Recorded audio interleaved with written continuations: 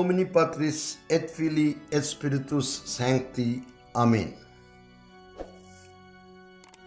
Ave Maria, gratia plena, Dominus tecum, benedicta tu in mulieribus, et benedictus fructus ventris tui, Iesus.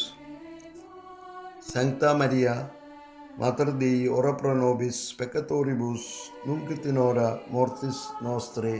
Amen. Ave Maria. ശിഥിലീകരണ സൂനദോസ് എന്ന പരമ്പരയിൽ ആറാമത്തെ ഭാഗമായ ഇന്നത്തെ വീഡിയോയിൽ രണ്ടാം ലോകമഹായുദ്ധത്തിൻ്റെ കാരണങ്ങളെക്കുറിച്ചാണ് നാം വിചിന്തനം ചെയ്യുന്നത്. 1917 മെയ് 13 മുതൽ ഒക്ടോബർ 13 വരെ പരിശുദ്ധ ദൈവമാതാവ് ഫാത്തിമയിൽ 3 ഇടയ കുട്ടികൾക്ക് പ്രത്യക്ഷപ്പെട്ട് അവരോട് കൂടുതൽ ജപമാല ചൊല്ലാനും അതിനോടൊപ്പം ലഭിക്കുന്ന സഹനങ്ങളും ബുദ്ധിമുട്ടുകളും ലോകത്തിൻ്റെ പാപങ്ങൾക്ക് പരിഹാരത്തിനായും യുദ്ധം അവസാനിക്കാനുമായി കാഴ്ചവെക്കാൻ ആവശ്യപ്പെട്ടിരുന്നു. ഒന്നാം ലോകമഹായുദ്ധം അവസാനിക്കുമെന്നും റഷ്യയെ ഉടനെ എൻ്റെ വിമലഹൃദയത്തിന് പ്രതീക്ഷിക്കുക, അല്ലെങ്കിൽ റഷ്യ തൻ്റെ തെറ്റുകൾ ലോകത്തിലെ എല്ലാ രാഷ്ട്രങ്ങളിലേക്കും പരത്തുമെന്നും തൽഫലമായി രണ്ടാം ലോകമഹായുദ്ധം ഉണ്ടാകുമെന്നും പരിശുദ്ധ ദൈവമാതാവ് മുന്നറിയിപ്പ് നൽകിയിരുന്നു. മനുഷ്യൻ ദൈവത്തെ നിന്ദിക്കുന്നതിൽ നിന്നും അപമാനിക്കുന്നതിൽ നിന്നും പിന്തിരിയണം, അല്ലെങ്കിൽ 11-ാം പിയൂസ് മാർപ്പാപ്പയുടെ കാലത്ത് രണ്ടാം ലോകമഹായുദ്ധമുണ്ടാകും. യുദ്ധം തുടങ്ങുന്നതിൻ്റെ തലേദിവസം ഒരു പ്രത്യേകതരം പ്രകാശം ആകാശത്ത് പ്രത്യക്ഷപ്പെടും. ഇതായിരിക്കും യുദ്ധം തുടങ്ങുന്നതിൻ്റെ അടയാളമെന്നും പരിശുദ്ധ ദൈവമാതാവ് പറഞ്ഞിരുന്നു. 1917 ഒക്ടോബർ 13 മാതാവിൻ്റെ ഫാത്തിമ പ്രത്യക്ഷീകരണങ്ങളുടെ അവസാനമായിരുന്നു. റഷ്യയെ ഉടനെ പ്രതിഷ്ഠിക്കുക എന്ന് മാതാവ് ആവശ്യപ്പെട്ടെങ്കിലും അതിന് ആരും അത്ര ഗൗരവം കൊടുത്തിട്ടില്ല, ഇന്നേ വരെ പ്രതിഷ്ഠ നടത്തിയിട്ടുമില്ല. എന്നാൽ ഉടനെ 1917 ഒക്ടോബർ 17 ബോൾഷെവിക് വിപ്ലവത്തിലൂടെ റഷ്യ ഒരു മാർക്സിസ്റ്റ് കമ്മ്യൂണിസ്റ്റ് രാജ്യമായി മാറി. തുടർന്ന് കിഴക്കൻ യൂറോപ്പിലെ 7 രാജ്യങ്ങളെ അക്രമാസക്തമായ രീതിയിൽ അവർ പിടിച്ചടക്കി കമ്മ്യൂണിസ്റ്റ് ഭരണത്തിന് കീഴിൽ കൊണ്ടുവന്നു. കത്തോലിക്ക കുടുംബങ്ങളെ ശിഥിലീകരിക്കുന്ന പദ്ധതികളും അവർ ആസൂത്രണം ചെയ്യുകയും ചെയ്തിരുന്നു. എന്തൊക്കെയാണ് അവർ കത്തോലിക്ക വിശ്വാസികളെ, ക്രിസ്ത്യാനികളെ നശിപ്പിക്കാൻ തുടങ്ങിയ പദ്ധതികൾ? കമ്മ്യൂണിസ്റ്റ് മാർക്സിസ്റ്റ് പ്രത്യയശാസ്ത്രമാണ്, അവരുടെ തത്വശാസ്ത്രമാണ് മെറ്റീരിയലിസം. അതായത് only matter, no soul. Matter മാത്രമേ ഉള്ളൂ, ആത്മാവും ദൈവവും ഒന്നുമില്ല. ഈ പ്രത്യയശാസ്ത്രത്തെ അടിസ്ഥാനമാക്കി നിരീശ്വരവാദം, ദൈവനിഷേധം, പിതാവായ ദൈവത്തിൻ്റെ പിതൃത്വത്തെ നിഷേധിക്കുക, ദൈവമില്ലാത്ത രാഷ്ട്രങ്ങൾ പടുത്തുയർത്തുക, ചുരുക്കത്തിൽ പറഞ്ഞാൽ അപ്പനില്ലാത്ത ഒരു മനുഷ്യവർഗം, ദൈവത്തെ അവഗണിച്ചുകൊണ്ടുള്ള ഒരു ലോകം. പോസ്റ്റ് കമ്മ്യൂണിസത്തിന് വേണ്ടി അവർ തിരഞ്ഞെടുത്ത മാർഗം കമ്മ്യൂണിസ്റ്റ് ആശയങ്ങളെ കത്തോലിക്ക തിരുസഭയിലേക്ക് വ്യാപിപ്പിക്കുക എന്നതായിരുന്നു. അതിനായി അവർ കമ്മ്യൂണിസ്റ്റ് KGB അംഗങ്ങളായ 1000-ലധികം പേരെ കത്തോലിക്ക സെമിനാരികളിൽ തന്ത്രപൂർവം പ്രവേശിപ്പിച്ചിരുന്നുവെന്ന് ഒരു KGB അംഗമായ ബെല്ലാദോദ് അമേരിക്കൻ സെനറ്റിൻ്റെ മുമ്പിൽ സാക്ഷ്യപ്പെടുത്തിയിട്ടുണ്ട്. വെളിപാടിൻ്റെ പുസ്തകത്തിൽ 2 മൃഗങ്ങളെക്കുറിച്ച് പ്രതിപാദിക്കുന്നുണ്ട്. അതിലെ ചുവന്ന മൃഗം കമ്മ്യൂണിസം എന്ന ദൈവനിഷേധം നടത്തുകയും അത് പ്രചരിപ്പിക്കുകയും ചെയ്യുന്നു. കറുത്ത മൃഗമാകട്ടെ ഫ്രീമാസൺ സംഘടന ദൈവദൂഷണം പരത്തുന്നു. അതിനായി കത്തോലിക്കരെ പ്രേരിപ്പിക്കുകയും കപട ദൈവാരാധന എന്ന കെണിയിൽപ്പെടുത്തുകയും ചെയ്യുന്നു. കമ്മ്യൂണിസവും ഫ്രീമാസണും ഒരു നാണയത്തിൻ്റെ 2 വശങ്ങളാണ്. ഫ്രീമാസൺ തിരുസഭയെ ഉള്ളിൽ നിന്നും കാർന്നു തിന്നുമ്പോൾ ചുവന്ന മൃഗം പുറമേ നിന്ന് അതിനെ സഹായിക്കുന്നു. അടുത്തത് പോസ്റ്റ് കമ്മ്യൂണിസത്തിൻ്റെ ആശയങ്ങളാണ് സെക്സ് വിപ്ലവം അഥവാ ഫ്രീ സെക്സ് അതിന് നിയമ സാധുത നൽകി. അതിൻ്റെ ചില ഒരുക്കങ്ങളായിട്ടാണ് ഫാഷൻ ഡിസൈനിങ് എല്ലാം നിലവിൽ വന്നത്. അതായത് മതകത്വം ജനിപ്പിക്കുന്ന വിധത്തിലുള്ള വസ്ത്രങ്ങൾ ഡിസൈൻ ചെയ്യുക എന്നത് ജൂയിഷ് ഓർത്തഡോക്സ് പാരമ്പര്യമുള്ള കത്തോലിക്ക ക്രിസ്ത്യാനികൾക്ക് മോഡസ്റ്റ് വസ്ത്രധാരണത്തിൽ നിന്നും ആധുനിക ഫാഷൻ ഡിസൈൻ ചെയ്ത വസ്ത്രത്തിലേക്കുള്ള പരിണാമം. സെക്സ് വിപ്ലവത്തിലൂടെ അവിഹിത വീഴ്ചയിൽ മക്കൾ ഗർഭം ധരിക്കുന്നു. അതിന് പരിഹാരമായി ഭ്രൂണഹത്യ നിയമസാധുതമാക്കി. ഫാക്ടറിയിലും മറ്റും വർക്കേഴ്സിന് ലഭിക്കേണ്ടതിന് ഡൈവോഴ്സ് ഓൺ ഡിമാൻഡ്, ഒരു കാരണമില്ലാതെ ജസ്റ്റ് ഒരു അപ്ലിക്കേഷൻ കൊടുത്താൽ ഡൈവോഴ്സ് കൊടുക്കണം എന്നുള്ള നിയമവും നടപ്പിൽ വരുത്തി. കൂടാതെ ഫാമിലി പ്ലാനിങ്ങും നിലവിൽ കൊണ്ടുവന്നു. ഇതെല്ലാം വഴിയായി ദൈവത്തിൻ്റെ ഛായയിലും സാദൃശ്യത്തിലും മക്കളെ ജനിപ്പിക്കാനുള്ള മനുഷ്യ ശരീരങ്ങൾ ദുഷിപ്പിക്കപ്പെട്ടു. അബോർഷൻ വഴി ആയിരക്കണക്കിന് കുഞ്ഞുങ്ങളെയാണ് ദിനംതോറും കൊന്നൊടുക്കുന്നത്. ഇന്ന് ഏകദേശം ഒരു വർഷം 5.5 കോടി ഗർഭസ്ഥ ശിശുക്കളെയാണ് നിഷ്ഠൂര ശിശുഹത്യ എന്ന ഭ്രൂണഹത്യയിലൂടെ വധിക്കപ്പെടുന്നത്. ഇന്ന് ലോകമാസകലം എന്നെ ഇപ്പോൾ കേൾക്കുന്നവർ ഈ മെയ് മാസത്തിൻ്റെ അവസാനത്തിൽ നമ്മൾ കേൾക്കുന്ന വാർത്ത 3.5 ലക്ഷത്തിലധികം കോവിഡ്-19 ബാധിച്ച് ജനങ്ങൾ മരിച്ചു എന്നാണ്. അതേപ്രതി ലോകം മുഴുവൻ ടെൻഷനിലാണ്. സകല സർക്കാരുകളും സകല ആസ്പത്രികളും സകല ഭരണത്തലവന്മാരും അതേപ്രതി അസ്വസ്ഥരാണ്. പക്ഷേ 5.5 കോടി നിഷ്കളങ്ക നിസ്സഹായ കുഞ്ഞുങ്ങളെ കൊന്നെടുക്കുന്ന ഈ നിഷ്ഠൂര ശിശുഹത്യക്ക് എതിരെ സ്വരമെടുക്കാൻ ഇന്ന് ലോകത്തിൽ ആരുമില്ല എന്നുള്ളത് ഒരു വസ്തുതയാണ്. ദൈവത്തെ അനുസരിക്കാൻ വിളിക്കപ്പെട്ട കത്തോലിക്ക ക്രിസ്ത്യാനികളെ തന്ത്രപൂർവ്വം അനുസരിക്കാത്തവരായി മാറ്റി ദൈവകോപത്തിനിരയാക്കുന്നു. നന്മയുടെ രൂപത്തിലാണ് ഇതെല്ലാം അവർ അവതരിപ്പിക്കുന്നത്. പിന്നെ നിയമമാക്കുന്നു, പിന്നെ അത് മാൻഡേറ്ററി ആക്കുന്നു. പല നിസ്സാരമായ ലോജിക്ക് പറഞ്ഞാണ് അവർ ഫാമിലി പ്ലാനിങ്ങും ഒരു ശിശുവിനും അടുത്ത ശിശുവിനിടയ്ക്ക് 4-5 വർഷത്തെ ഗ്യാപ്പൊക്കെ നല്ലതാണ് എന്ന് പറഞ്ഞ് ജനങ്ങളെ ബോധവൽക്കരിക്കുന്നത്. ഇതിൻ്റെ പിന്നിൽ വല്ല സത്യമുണ്ടോ? ഇതിൻ്റെ ഈ പഠിപ്പിക്കുന്ന ഈ കാര്യങ്ങളിൽ വല്ല സത്യാവസ്ഥയുണ്ടോ എന്ന് നമുക്ക് 1-2 ഇൻസിഡൻറ്റിലൂടെ പരിശോധിക്കാം.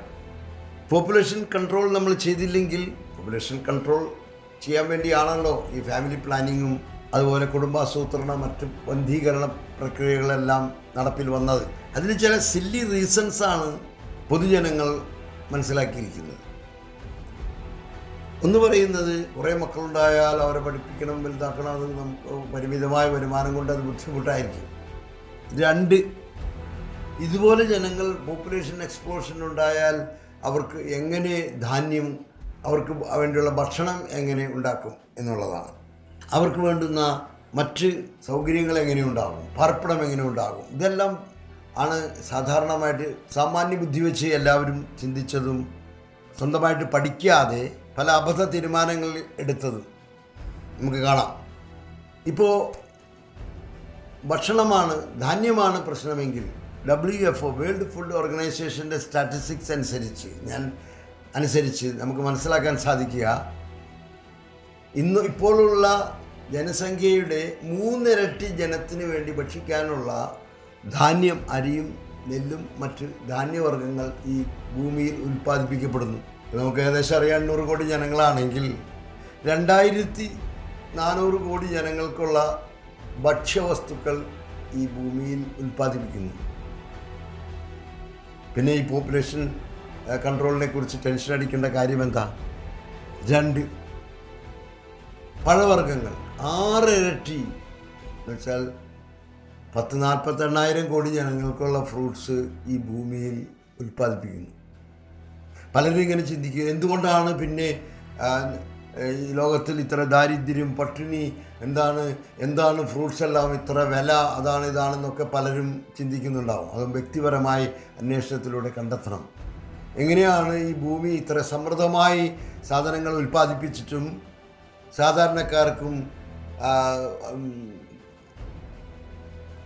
സാധാരണക്കാർക്ക് ഇതെല്ലാം ന്യായമായ വിലയിൽ കിട്ടാത്തതെന്ന് സ്വന്തം അന്വേഷിച്ച് കണ്ടെത്തണം.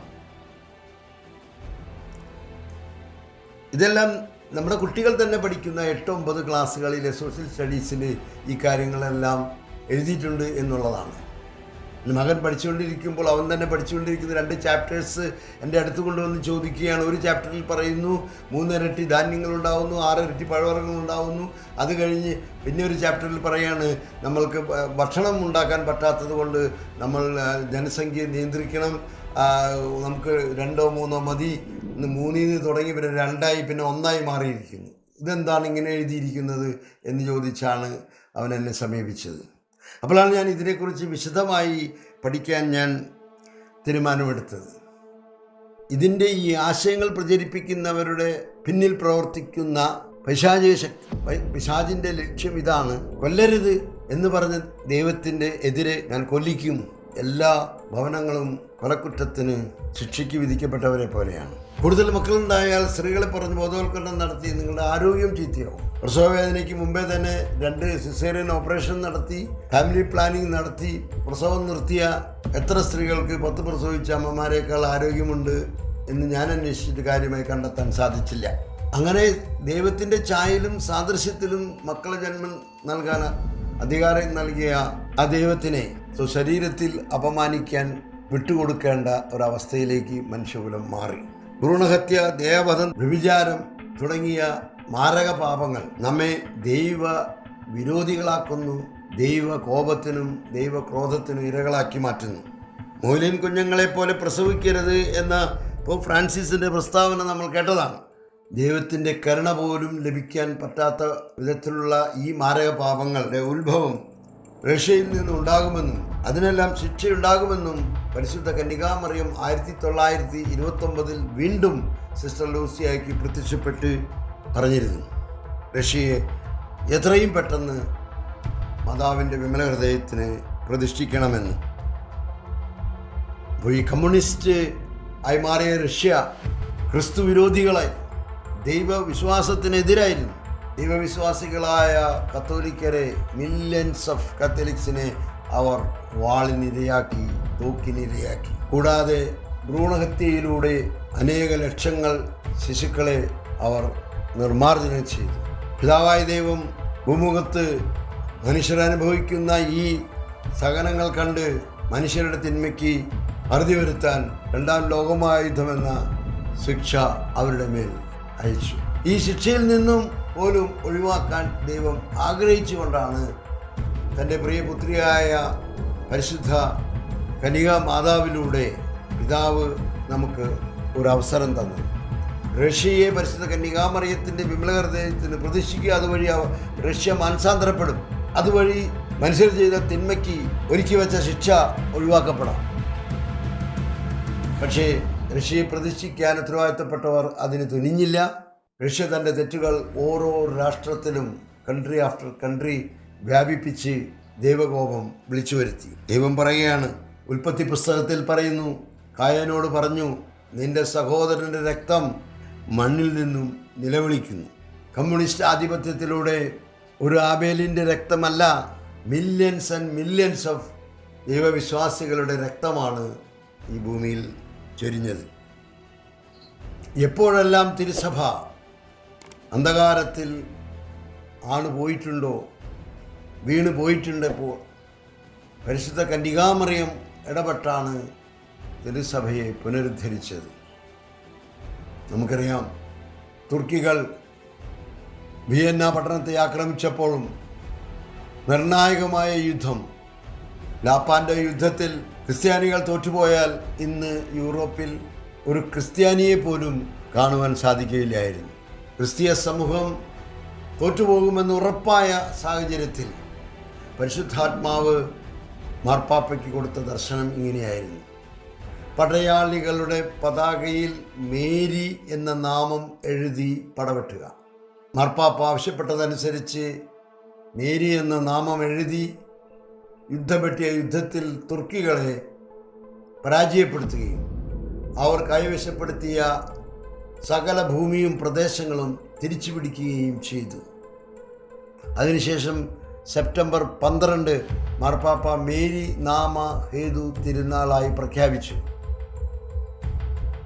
ഇതുപോലെ ചരിത്രത്തിൽ മറ്റ് പല സാഹചര്യങ്ങളിലും 2000 വർഷത്തെ പാരമ്പര്യത്തിൽ നമുക്ക് കാണാൻ സാധിക്കും. സഭ തളർന്നുപോയ എല്ലാ സാഹചര്യത്തിലും പരിശുദ്ധ അമ്മയാണ് ഇടപെട്ട് സഭയെ വീണ്ടെടുത്തത്. ഇത്രയ്ക്കും തെളിവുകൾ, ഇത്രയ്ക്കും അടയാളങ്ങൾ സഭയിൽ രേഖപ്പെടുത്തിയിട്ടും അമ്മ പറഞ്ഞ കാര്യങ്ങൾ അക്കമിട്ട് കൺമുമ്പിൽ സംഭവിച്ചിട്ടും 2ാം ലോകമഹായുദ്ധത്തിൽ 50 ലക്ഷത്തോളം നിഷ്കളങ്കരായ മനുഷ്യർ വധിക്കപ്പെട്ടിട്ടും റഷ്യയെ പ്രതിഷ്ഠിക്കുക എന്ന സ്വർഗത്തിൻ്റെ ആഗ്രഹം പരിശുദ്ധ ദേവമാതാവിലൂടെ നൽകപ്പെട്ടത് ചെയ്യാൻ ഉന്നത അധികാരികൾ തുനിഞ്ഞില്ല, അവർ അത് ആഗ്രഹിച്ചുമില്ല എന്നുള്ളത് ഒരു ചരിത്ര വസ്തുതയാണ്. അതിൻ്റെ ഫലമായ റഷ്യ പ്രചരിപ്പിച്ച തെറ്റുകൾ ഇന്ന് എന്നെ ശ്രവിക്കുന്ന നിങ്ങൾ, നമ്മളുടെ ഓരോ കുടുംബവും ആ തെറ്റുകളുടെ പരിണിതഫലം അനുഭവിച്ചുകൊണ്ടിരിക്കുകയാണ്. ഇന്നും അതിന് അറുതി വന്നിട്ടില്ല. റഷ്യയെ മാതാവിൻ്റെ വിമല ഹൃദയത്തിന് പ്രതിഷ്ഠിച്ചാൽ റഷ്യയ്ക്ക് മാനസാന്തരം ഉണ്ടാവും എന്ന് സ്വർഗം നൽകിയ അത്ഭുതങ്ങളോടും അടയാളങ്ങളോടും കൂടി ഫാത്തിമ സന്ദേശം എന്ന് പറഞ്ഞാൽ ലോകവും സഭയും അംഗീകരിച്ചതാണ്. ആ ഫാത്തിമ സന്ദേശത്തിൽ പറഞ്ഞ കാര്യങ്ങളിൽ അക്കമിട്ട് 1ാം ലോകമഹായുദ്ധം അവസാനിക്കുമെന്ന് പറഞ്ഞു. 11 പിയൂസ് എന്ന പേരുള്ള മാർപ്പാപ്പയുണ്ടാകുമെന്ന് പറഞ്ഞു. ആ മാർപ്പാപ്പയുടെ കാലത്ത് 2ാം ലോകമഹായുദ്ധം ഉണ്ടാകുമെന്ന് പറഞ്ഞു. ഇതെല്ലാം സംഭവിച്ചിട്ടും പരിശുദ്ധ അമ്മ ആവശ്യപ്പെട്ടതനുസരിച്ച് റഷ്യയെ പ്രതിഷ്ഠിക്കാത്തതിൻ്റെ പരിണിത ഫലം നമ്മളുടെ ഓരോ കുടുംബങ്ങളും അതിൻ്റെ കെണിയിൽ പെട്ടുകിടക്കുകയാണ്. ഈശോയ്ക്കോ പരിശുദ്ധാത്മാവിനോ പരിശുദ്ധ അമ്മയ്ക്കോ നമ്മളെ രക്ഷിക്കാൻ പറ്റാത്ത വിധം ദൈവത്തിന് വിരുദ്ധമായ മാരക പാപങ്ങളിൽ നമ്മളെ പെടുത്തി നമ്മുടെ കുടുംബങ്ങൾ അവൻ കൈയടക്കി വെച്ചിരിക്കുകയാണെന്ന ചരിത്ര വസ്തുത നിങ്ങൾ മനസ്സിലാക്കണം. എല്ലാത്തിൻ്റെ അടിസ്ഥാന കാരണം ഈ റഷ്യയെ പ്രതിഷ്ഠിക്കാതിരുന്നതാണ് എന്നുള്ളത് നിങ്ങൾ മനസ്സിലാക്കുകയും അതിനുവേണ്ടി പ്രാർത്ഥിക്കുകയും വേണം. ഈശോ പറഞ്ഞിരിക്കുന്നത് റഷ്യയെ അവർ പ്രതിഷ്ഠിക്കും, പക്ഷെ അത് വളരെ വൈകിപ്പോകും. അതിന് യേശു പറഞ്ഞ ഒരു ചരിത്ര ഉദാഹരണം ഇതാണ്. 1689 മാർഗരറ്റ് മേരി അൽക്കോക്കിലൂടെ ദൈവം ഫ്രാൻസിലെ രാജാവിനോട് ആവശ്യപ്പെട്ടു അവിടെ ഒരു തിരുഹൃദയത്തിന് വേണ്ടി ചാപ്പൽ പണിയുകയും ഫ്രാൻസിനെ ഈശോയുടെ തിരുഹൃദയത്തിന് സമർപ്പിക്കുകയും വേണമെന്ന്. അവർ അത് ശ്രമിച്ചില്ല, അങ്ങനെ അത് ചെയ്തില്ല. 100 വർഷം കഴിഞ്ഞ് 1789 ഫ്രഞ്ച് റവല്യൂഷൻ 100 വർഷം കഴിഞ്ഞപ്പോൾ ഫ്രഞ്ച് റവല്യൂഷൻ ഉണ്ടാവുകയും രാജാവെല്ലാം ജയിലിൽ അടയ്ക്കപ്പെടുകയും ചെയ്തു. ജയിലിൽ കിടന്നപ്പോഴാണ് രാജാവിന് ഓർമ്മ വന്നത്. അപ്പോഴേക്കും വളരെ വൈകിക്കഴിഞ്ഞിരുന്നു. അതിനുശേഷം ചാപ്പലുണ്ടാവുകയും തിരുഹൃദയത്തിന് പ്രതിഷ്ഠിക്കുകയും ചെയ്തു. എങ്കിലും ശിക്ഷയിൽ നിന്നും ഒഴിവാക്കപ്പെട്ടില്ല ഫ്രഞ്ച് റവല്യൂഷൻ. ആ ഉദാഹരണം കൂടി ഈശോ കൂട്ടിച്ചേർത്ത് പറഞ്ഞിരിക്കുകയാണ്. എന്നെ ശ്രമിക്കുന്നവരും അതുകൊണ്ട് റഷ്യയെ വിമല ഹൃദയത്തിന് പ്രതിഷ്ഠിക്കപ്പെടാൻ വേണ്ടി നിങ്ങളുടെ ദൈനംദിന പ്രാർത്ഥനയിൽ ഇത് ഉൾപ്പെടുത്തണം എന്ന് ഞാൻ നിങ്ങളെ അറിയിക്കുകയാണ്, ആവശ്യപ്പെടുകയാണ്, അപേക്ഷിക്കുകയാണ്. ഈ 2ാം ലോകമഹായുദ്ധത്തിന് ഉണ്ടായ കാരണങ്ങൾ ആണ് നമ്മളിപ്പോൾ മനസ്സിലാക്കിയത്. കമ്മ്യൂണിസ്റ്റ് ആശയങ്ങളും ഫ്രീമാസൺ ആശയങ്ങളും കൊണ്ട് ക്രിസ്ത്യാനികളെ അക്രൈസ്തവരാക്കി മാറ്റുക, ലോകാരൂപിയോട് സദൃശ്യരാക്കുക, തിരുസഭയെ ഒരു മനുഷ്യ സംഘടന ആക്കി മാറ്റുക, മറ്റു സംഘടനകളോടൊപ്പം തരം താഴ്ത്തുക എന്നുള്ള ഈ ആശയങ്ങളെല്ലാം രൂപപ്പെട്ടത് ഈ ശിഥിലീകരണ സുനോദോസായ വത്തിക്കാൻ II 213 ആർച്ച് ബിഷപ്പ്മാരും മെത്രാന്മാരും കൗൺസിലിൽ വോട്ടവകാശമുള്ള 435 ഫാദേഴ്സും ഒപ്പിട്ടുകൊടുത്ത അപേക്ഷ കർദിനാൾ മൊന്തിനിയെയാണ് ഏൽപ്പിച്ചത്. കമ്മ്യൂണിസത്തെ നിരോധിക്കാനും ശവിച്ചു തള്ളാനും വേണ്ടിയിട്ടുള്ള അപേക്ഷയായിരുന്നു. ഈ അപേക്ഷ പരിഗണിക്കപ്പെടുകയോ അവതരിക്കപ്പെടുകയോ ചെയ്തില്ല. പകരം അപ്രത്യക്ഷമായി. അതിന് പകരം എന്തെല്ലാം തീരുമാനങ്ങളാണ് വത്തിക്കാൻ II എടുത്തത് എന്നത് പഠിക്കാനായി ഈ ശിഥിലീകരണ സുനോദോസിൻ്റെ 7ാം ഭാഗത്തിനായി കാത്തിരിക്കുക. Gloria Patri et Filio et Spiritui Sancto, sicut erat in principio et nunc et semper et in saecula saeculorum. Amen. The Fatima Prayer. Domine Iesu, dimiti nobis debita nostra, salve nos ab igne inferiori, perduc in caelum omnes animas, presertium es, tuae misericordiae, tuae maxime indigent. Amen.